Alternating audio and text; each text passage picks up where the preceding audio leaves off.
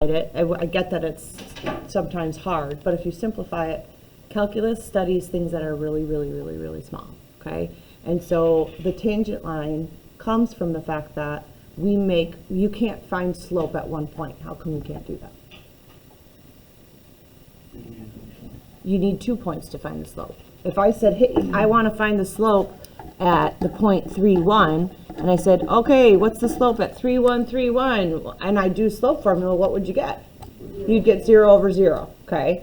And so that's undefined. But then we start to say, well, okay, hold on a second. What if I could get really close? Like, what if I could do the slope between 3,1 and like 3.1 something? Then I would have enough space, right? Where I would subtract the 3 and the 3.1 on the bottom, and I wouldn't get 0 anymore, would I? And so then we talk about, okay, what if we would just cut that in half and that in half again? Some of you might remember that last year in the spring when we talked about that. No? Yes? Where we cut intervals in half and then half again, and then we decided, hey, what happened? And then we found a limit that way. So when I say calculus is a study of things getting extremely small, that's what I'm talking about. We're going to try to make the interval really, really, really small. Here's some vocab you should know from today.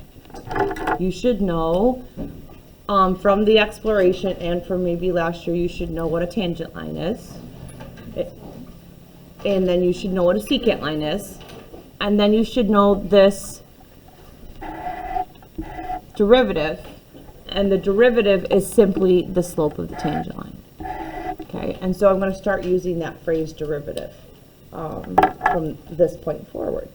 Okay, so the slope of the tangent line is found by taking the slope of the secant line as it gets infinitesimally, that's a fancy word, it's a real word, very, very, very, very, very short.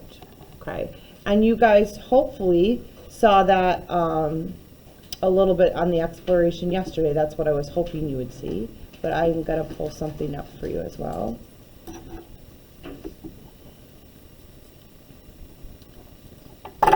So you can see it on the screen. Okay, so, gosh, that's hard to see, isn't it? So the green point up there represents the point that I want to look at. I'm going to turn them down for a second. Okay, so the green point represents the tangent line. Do you see that green line up there? Okay. The pink line represents a secant line, but what it's happening is it's a loop. It's getting closer and closer and closer to that green point. Are you seeing that? And as we move a point on the curve closer and closer and closer to the point that we're looking at, what is happening to the pink line and the green line? They're getting closer and closer together. And so, yeah. So the orange dot and the green dot can never be the same? Well, we're going to find the slope of this point, of this curve. But the problem with that is we can't because we don't have 2 points. So I'm telling you, we're going to get so darn close that we can essentially can't tell the difference, but it won't ever get there. We call it a limit. We're going to say, hey, what if the distance between those things has a limit of 0? Okay, Whitney? Why can't you give another point that's on the tangent line? How would you know what that point is if you only know the equation of the curve? Oh, okay. Well, I'll just graph it and then get something that looks really similar to the tangent line. I guess you can't do that. Right. You would need to have a point. If the only thing that I would be giving you is the curve. Okay? All right, so that's a picture of what it looks like for a secant line to approach a tangent line. So another word for the derivative, and this is one of the things that we study this semester, is I'm like, oh, we're gonna study the derivative. Well, there's like probably about 10 different things that mean the same thing as the derivative. So far I've told you one thing. What is it? Slope of a tangent line. But in other scenarios, like you put this on your slide, slope is the rate of change, right? And so when we're dealing with a rate of change situation, like maybe velocity, for instance, or anything that has a rate of change, the derivative also represents what we call the instantaneous rate of change. Like if I was a car traveling and I said, hey, what was its speed at exactly 2 minutes into the trip? Well, to know the velocity, you do need to know the change in the distance over the change in time. If I wanted to know it at an instant, it would be the same thing. I'm trying to do it at one time value. So it becomes very difficult to do. All right. Let's talk about then, that's what a derivative is, okay? Let's talk about what things have to be true in order for something to be what we call differentiable. We're going to spend, just like continuity, remember how we had a three-prong test? Differentiable is another important calculus concept, and we are going to spend some time on that in a whole nother section, okay? So, but just to introduce this, what happens is, remember that curve up there where the slope of the line?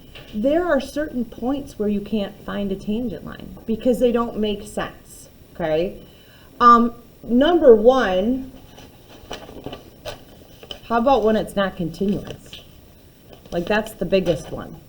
So I'll put that on here as well. But there are 4 that we kind of, in your head. Something that's a cusp. Let me tell you what a cusp looks like. You might have seen this on the continuity worksheet and also that limits card sort. A cusp looks like this. Let me tell you why something would not be differentiable there. Because if I was drawing little tangent lines, I'm going to just pretend here, okay? Let's say at that point, there's a little tangent line. That's how we draw it. And then I move down here. Here's a little tangent line. And then what's happening as I get down here? It's getting further, steeper and steeper and steeper, right? But right when I get to this point, all of a sudden, it flips around. And in order to be able to find the derivative or the slope of the tangent line at this point, for both sides, those slopes have to approach one another, okay? So a cusp is an example of something that is not going to be differentiable. Another one is a corner. A corner would be absolute value, okay? At this point right here, it's going to be impossible to calculate the tangent line slope. Why? Because isn't the slope over here negative? And all of a sudden here it's positive. Well, what's the slope at that point then? I don't know. I could draw a bunch of different lines that go through that point. I can't find just one tangent line. So there are certain things we can't find tangent lines of. Another is something we call a vertical tangent. Okay, why wouldn't I be able to find the slope where something's vertical? Think about what you've learned in the past about slope. It'd be this line, right? And what have you learned about these lines? They have undefined slope. Okay, so the reason why we can't find slopes at vertical tangents is because they have undefined slope there. An example of a vertical tangent is like this, and I'll tell you the curves are like x to the, let me give you one. I'll just show it to you because you've probably not seen it before, and I'm overemphasizing it right there, but.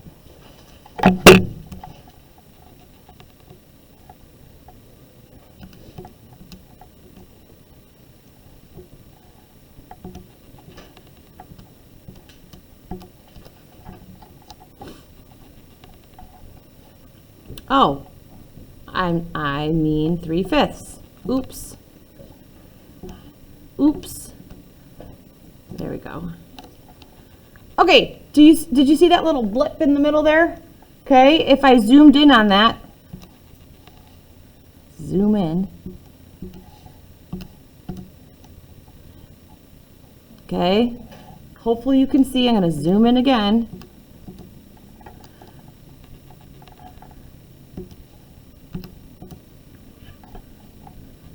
All right, we're seeing it there. Do you see how it looks like it would be a vertical line at that point? And so I'm going to zoom in again. Oh, did I just do zoom out?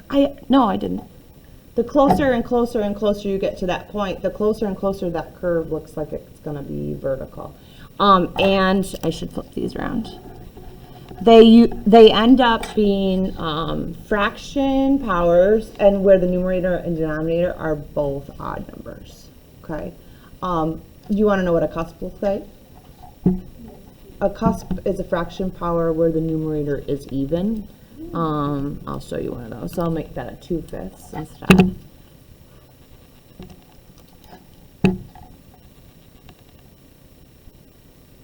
Because, like, kind of think of you had a fifth root which went down here, but then you squared it, so that goes up there. All right. Wait, both numbers don't have to be in, just one. Just the numerator. Oh, Yeah. shucks. Don't worry, we'll talk more about that later, like what the equations look like for those things. Last thing is, in order to have a tangent line, it has to be continuous there. So the fourth thing that makes something not differentiable is a discontinuity.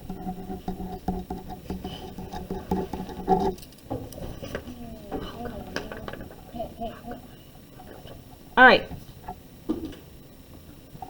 In general, a function must be continuous and smooth to be differentiable. And if a function is differentiable, what that means then is we automatically know it's continuous. Why? Because we said if it was not continuous, it couldn't be differentiable.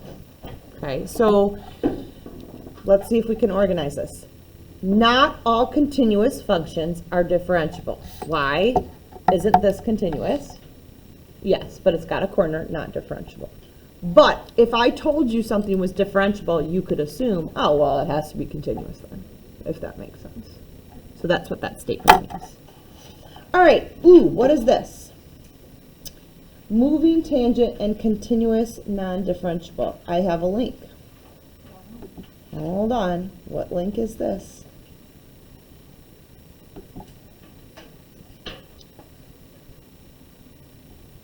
Okay, Wikipedia. Nope, I gotta scroll. It is Wikipedia, but there's an interesting thing here.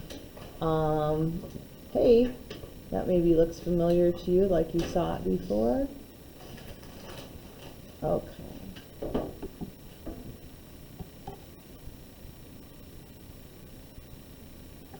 Okay, so can you guys see that picture of the little line moving?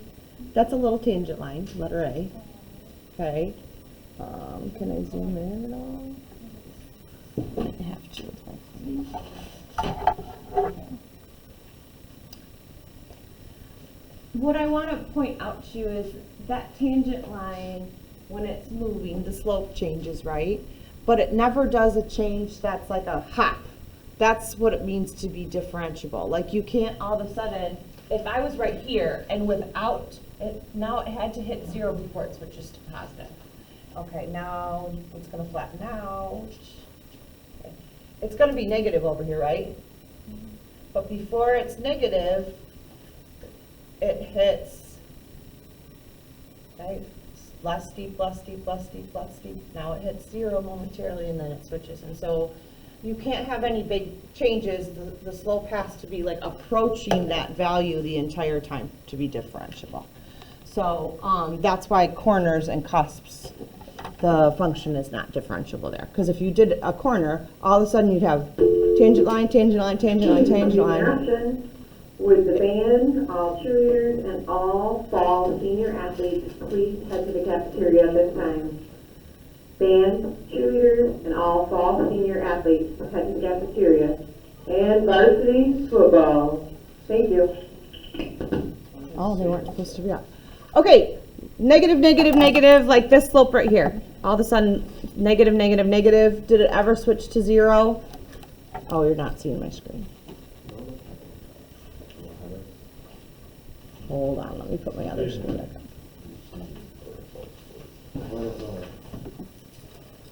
Okay, negative, negative, negative, negative, switches to positive, then goes up. Okay, it never hits 0 here. So that's why it's not differentiable at that point. Okay, how do we estimate the derivative? You guys are gonna wanna grab a packet and then check Google Classroom for what problems we're doing, okay? Did you see? Well, I didn't really know. Where are these Should try to packets? go in the dish. They're awesome. I don't know where they are. Sharks. I ate them. Oh. Yes, the only one. Really good. All right. Yeah? Would you guys get your graphing calculators out, please? I'm going to show you how you can use your graphing calculator to zoom in on the slope at a point.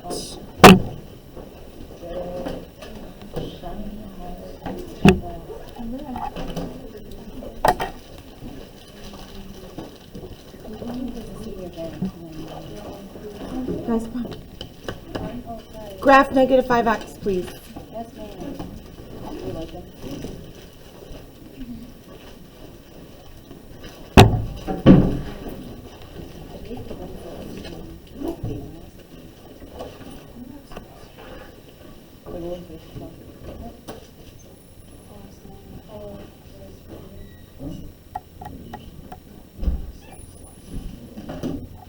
Oh. We're going to just start with zoom 6. Okay, and then I want to talk about lines. What's the derivative again? Whitney, what's the derivative again? The slope of the line. The slope of the tangent line. Yes. So what do you think the slope of the tangent line of the line is? The slope of the line. Just the slope of the line. The line's really the only one where you don't have to do any work on at this point. This tangent line is going to be the exact same thing every time. Why? Because this is a line. So what's the slope of the line that I gave you? Negative 5. So the slope of this is going to be negative 5. Okay. Okay, let's now plot x squared.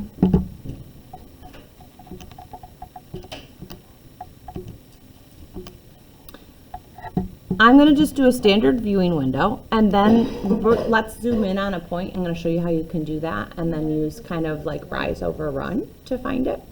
Okay, let's see, pick a point for me.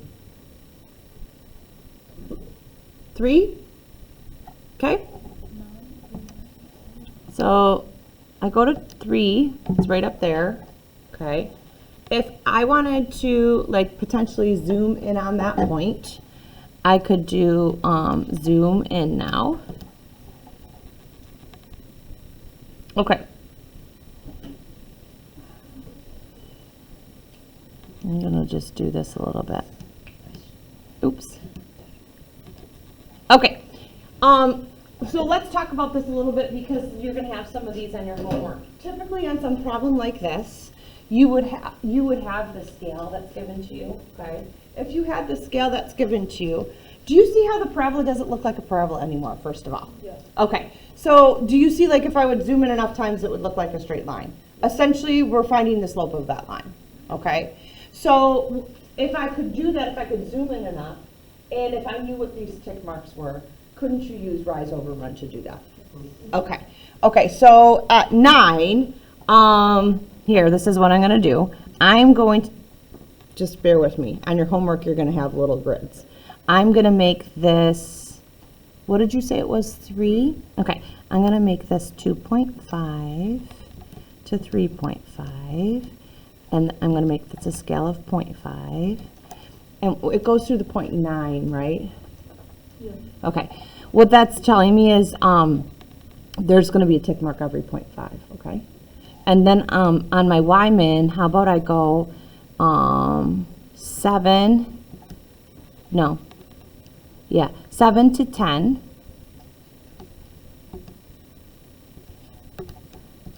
And also a tick mark every 0.5. Then I have the same kind of tick marks. Okay, let's hit graph. Okay, do we see this line here? So then what I could do is say, okay, let's see here. Oh, can I not see it on the bottom?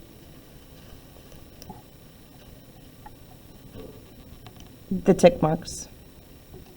I'm going to change it to 0.25 so I see more of them. Okay. Are you seeing tick marks on your bottom? Okay. Humor me. Oh. I know why, because I changed it on the X, not the Y.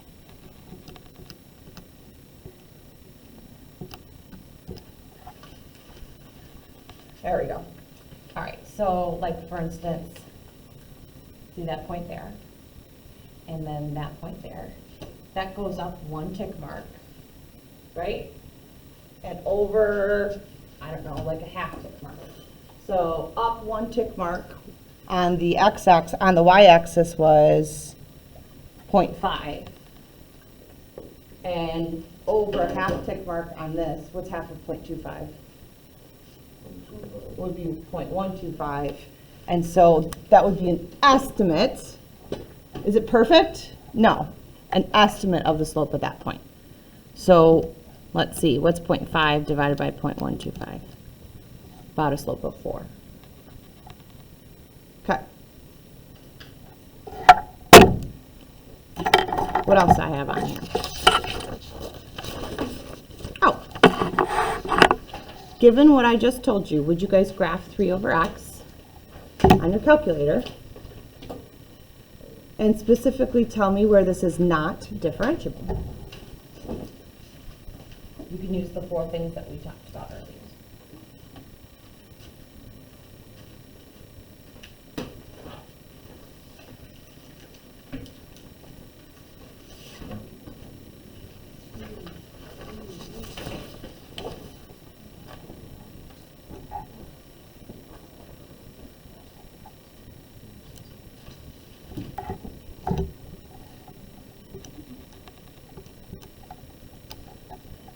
Okay, what do you think? Deanna, where is this not continuous? X equals 0, right? Remember what I stated earlier, Whitney? I know. I'm irritated because of other things. But don't continue my irritation. Yours looks like what? Oh! Because I did x squared. Dumb E. Me, not you. All right, yours looks like that, huh? All right, still not continuous. Where? At 0, okay? Discontinuity is a spot where it's not going to be differentiable. So what would I say here? Not differentiable at x equals 0. And then y, not continuous.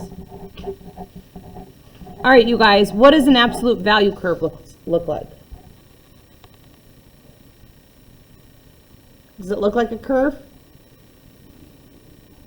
No, it's a V, right? Okay. I probably could do this one, hopefully, without graphing. Isn't this absolute value moved right too? Okay, so it's going to be somewhere over here. And do you remember what I called that? That's a corner, okay? Where is the corner? At x equals 2. So this is differentiable everywhere except x equals 2 and y, because there's a corner there. We'll get more formalized with, like, algebraically what that looks like too. Okay.